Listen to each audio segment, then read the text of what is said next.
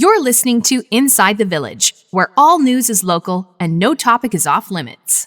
So help me, Bob, it's bully in the alley. Hey, bully in the alley. So help me, Bob. Welcome to a very exclusive special edition of Inside the Village. I'm Scott Sexsmith alongside Michael Friscolanti, editor-in-chief here at Village Media. How you doing, pal? Oh, it's an exciting day, lots It going is. on. This is weird. Not used to being in here on a Friday. I know. There's a good reason. There is a very good reason, a $48 million reason, and we're very pleased to have inside the Village with us today the winner of the $48 million Lotto 649 Gold Ball jackpot, Juliette Lamour. Juliette, welcome inside the Village. It's great to have you. Thank you for having me. So, what's new? Well, I don't know. I guess the first obvious question would be, has it sunk in? I think so, yeah. You know, I found out about almost 4 weeks ago now, so I've had that time to kind of sit on it, and I think it's starting to feel real now after today and the press conference, and yeah, it does feel real. Mm-hmm. And just to make everybody clear, we just left the OLG headquarters where you had your press conference announcing that you're the winner of this $48 million prize. Obviously something that a lot of people in the Sioux have been talking about, as you can imagine. Yeah. I'm sure your phone lit up over the last few weeks. Can we kind of start from the beginning and take us back to how this all happened? Yeah. We know that you just recently turned 18. Yeah. How did you end up buying this ticket? So I was home alone with my dad that weekend when I bought the ticket. My mom and sister were out of town for volleyball, and my dad was going over to his friend's house, and he didn't get a chance to go see my grandpa. So he asked me to go and see him, so I said I would. And I was going to bring him an ice cream, so I called him up on the phone, asking him what kind of ice cream he wanted. And while we were talking on the phone, he told me, "You just turned 18, go to the store, buy a Lotto 649 ticket and test your luck." So I did. And when I got to the store, I bought at the Max on the corner of Pine and McNabb. When I got to the store in the parking lot, I was sitting in my car, and I just turned 18. It was my first ticket ever. I didn't know how to do it. So I had to call my dad. And I'm like, "Dad, Grandpa just told me to buy this ticket. How do I do it?" So he told me to just go in there and get a quick pick, so I did. That's unbelievable. Did you even know how much the jackpot was worth when you bought it? No, I didn't know how the game worked at all, actually. I didn't know what I was getting myself into. That is unbelievable. And you talk about local news. When you say that you're at the corner of McNabb and Pine, it just everyone in the Sioux can instantly know where you are, where you bought the ticket. So many others have probably done just the same thing. Yeah. So let's fast forward now to when it was announced that a Sault Ste. Marie resident had won, and maybe take us through that story. I understand you were at work and a few of your coworkers were frantically checking tickets. Yeah, so I was working. I work at Rexall Pharmacy on Trunk Road, and I just come back from my 15-minute break, and I came back, and all of my coworkers were like, "Oh my God, you just missed all the excitement." I'm like, "What do you mean, what happened?" And they're like, "Well, there was announced that someone in Sault Ste. Marie won the big jackpot." And they're like, "So we were checking our tickets. We thought we won the lottery." I'm like, "Oh, the 649 one?" They're like, "Yeah." I'm like, "Oh, pull it out of my purse. I have one."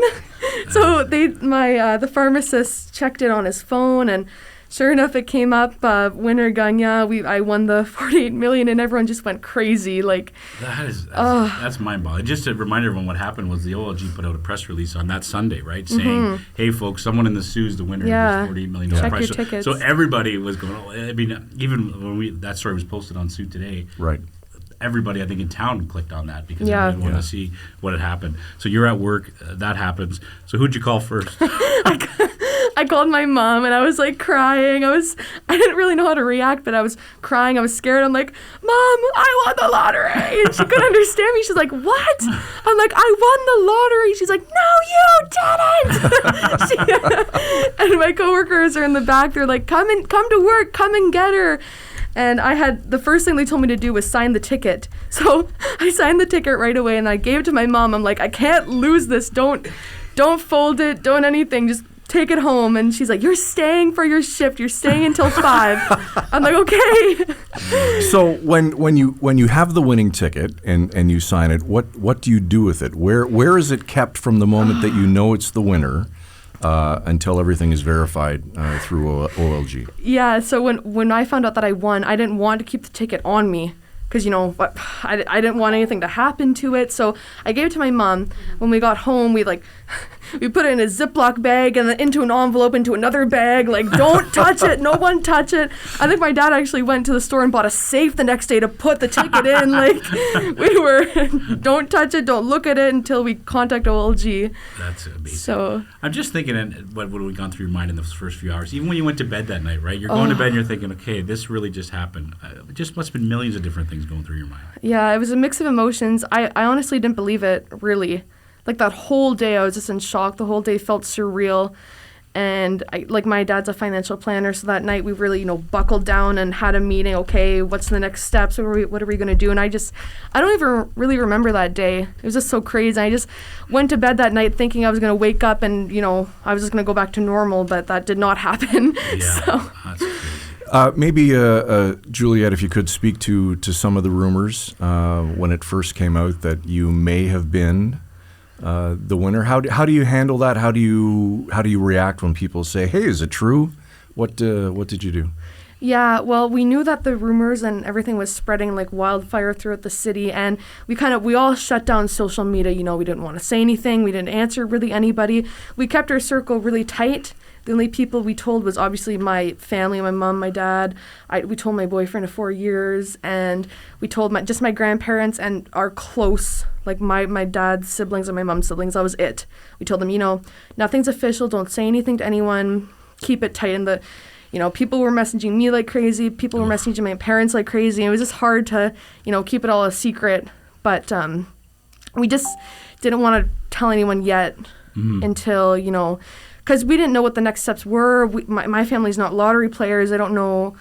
So we didn't know. We just told people, we just told our family it's not official. It is true we do have the winning ticket, but we don't know what the next steps are going to look like, how long it's going to take, stuff like that. Were the messages you're getting from friends or whoever, acquaintances, were they pretty positive? What were people saying to you? They were all positive, just, saying good things happen to good people. It couldn't have happened to a better person, couldn't have happened to a better family. They were all positive, but, people just wanted to know. People wanted to be the first to know, and we were keeping it. We weren't telling anyone. We were keeping the circle very tight of people who knew. I'm just curious. It's been a few weeks, obviously, since you won and you had this realization. How many pinch me moments would you say there has been? Oh my gosh, so many. And by that I mean when you forget and it's parked for a minute, and you think, I got to get the car fixed, or I want to buy this, and then it's like, oh yeah, it doesn't matter now. Yeah. We had a lot of those, like every single call with the OLG representatives, it was like, am I really talking to someone from OLG right now? That night on Sunday when we found out, my dad kept pacing the floor, pinch me, this can't be real, oh my God, someone pinch me. So that's all I heard that night. So we were all pretty, like, no one believed it. So what amazed me too is, I have to tell you from behind the scenes, as journalists, we started getting tons of people saying, we know who it is, right? And it was mostly high school students, colleagues or friends who have kids in high school, university, because that's your peer group, right? So it's probably like, I can't tell you, there was one day where I think 10 different people in the office said, hey, my son or my daughter, they heard that this might be the lottery winner, right? And it's amazing how quickly on social media that spreads, where usually in journalism, you're hearing from, adult sources are telling you what's going on. It's mostly everyone in high school. What was did you stay at school? Were you still going to university after? So, yes. So actually, the Sunday that I found out, the next day, the Monday, was the first day of second semester for me. Like, I just come off of Christmas break. It was the first day of second semester. And I was like, oh my God, like, what am I going to do? I had to miss Monday, Tuesday, just because I had so many meetings. My dad's a financial planner. He really had the plan set out for us. So, like, Monday morning, I had meetings with 3 different lawyers, an accountant, my dad, my financial planner, and I had a will signed by Monday night. Like, what 18-year-old has a will? So I couldn't go to school those first 2 days just because we need to get things organized and, but university, I'm glad I'm not still in high school, because people at university, it's such a diverse population. So not as many people know me, not as many people know my name. Like, even my little friend group at Algoma, they didn't say a word to me. Really? And it was funny because on Wednesday when I went back to class, I was sitting in my physics classroom. I don't know how it came up. My physics professor goes, "Oh my God, did you guys hear about the 18-year-old that won the 48 million?" And I'm sitting there, I'm like, "Oh my God." Like, how did, like, no way. That is unbelievable. Just because you touched on it, how amazing it is that your dad and your mom are knowledgeable in these matters, right? To have, because I have to tell you, most people in general, not just 18 years old, to win that kind of money, would not have nobody to lean on to say, "Whoa, wait a minute, you need to take some important steps here." Yeah, I'm really grateful that my family has been an amazing support system, and just that, like, the whole community as a whole have just been, like, really respectful. But I'm really, really grateful for my mom and dad, that my dad is, like, in that profession. Because honestly, like, when I found out I won, I think the first thing I said was, "What am I supposed to do with all this money? Like, I don't know what I'm supposed to do." So I'm really glad that I had my dad to, step up and kind of take the wheel on this, because I definitely would not have been able to do it on my own. I didn't even know what a will was, honestly. So I didn't know I needed that. I didn't know what it did. So I hope he didn't raise his advisor fees. And we say that only because Mom and Dad and sister are all in the studio here. Juliette, I want you're the youngest 649 winner in history. What does that mean? I don't know what that means. I don't know. It's crazy. I mean, I've literally been 18. Well, when I bought the ticket, I was 18 for 2, maybe 3 weeks. So that's it's crazy. So the question that everyone's going to be asking around town, one of the questions is, what do you do with that amount of money? Do you have some plans on what you want to do with some of that? Yeah, so, my dream has always been to be able to go to medical school. I've always wanted to become a doctor and come back practice here in Northern Ontario. So I will definitely be using that to pay for my education, pay for med school.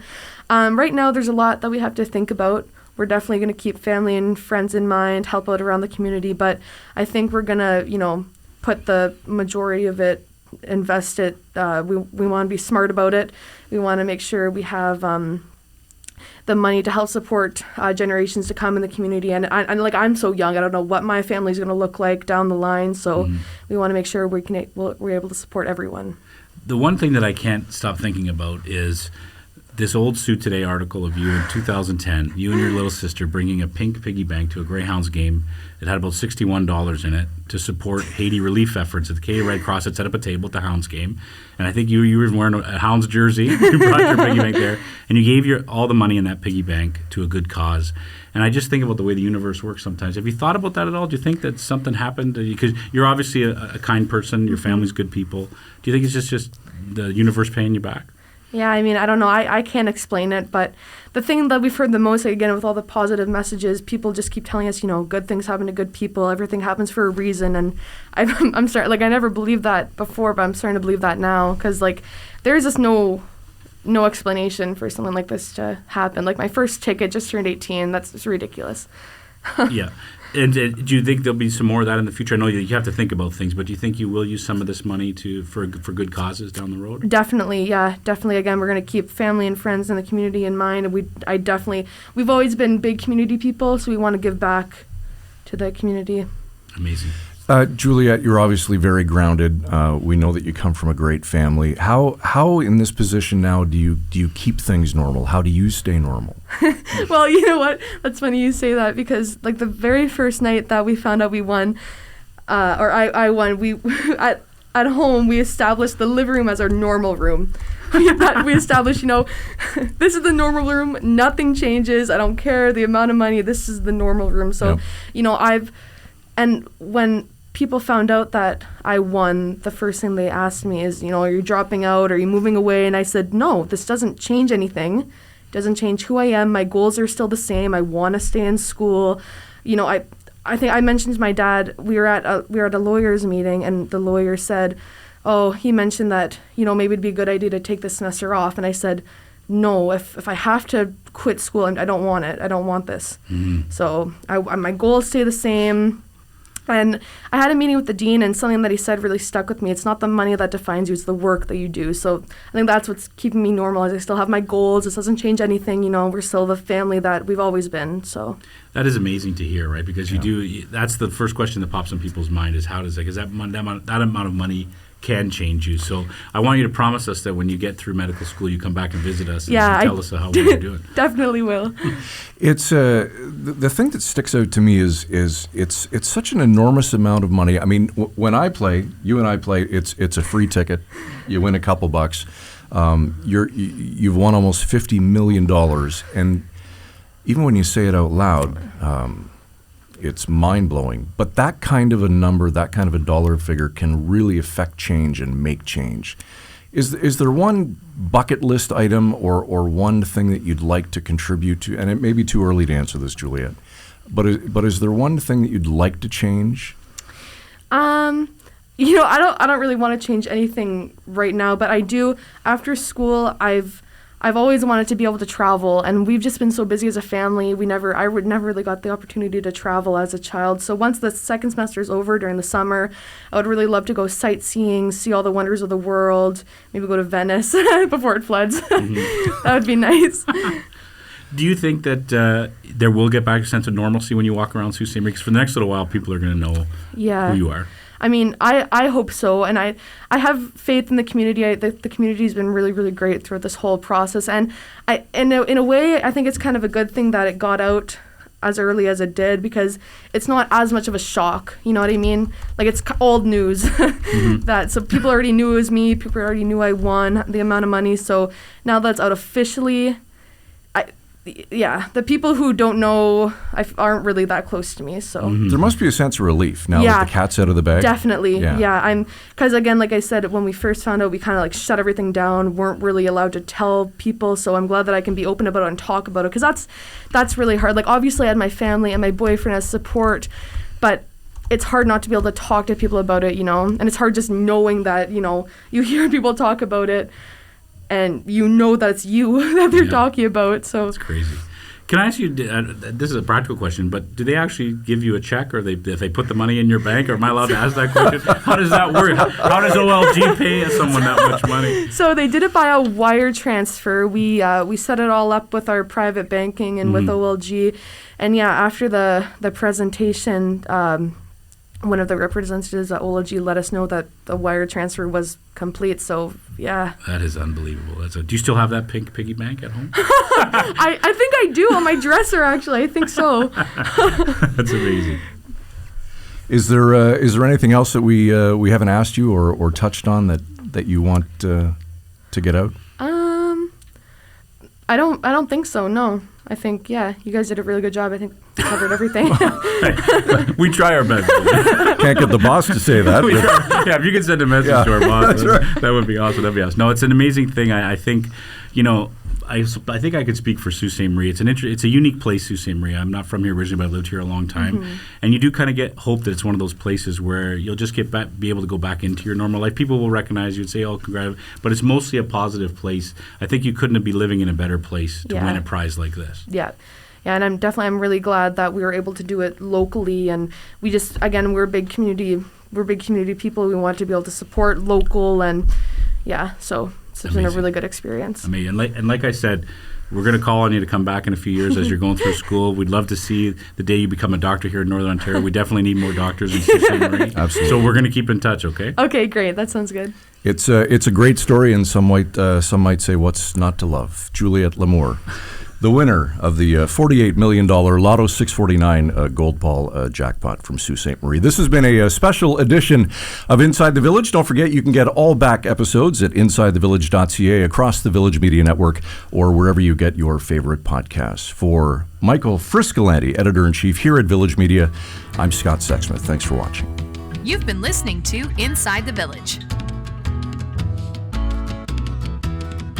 Frisco and Scott's Wardrobe, provided in part by Moores, Sault Ste. Marie.